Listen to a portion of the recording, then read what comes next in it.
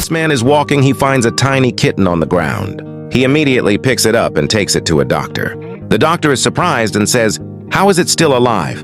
He then gives the kitten some medicine. Afterwards, the man places it in a small warm room. "Look at how tiny this kitten is!" After a few days, it grows a little bigger, and the man continues to take full care of it.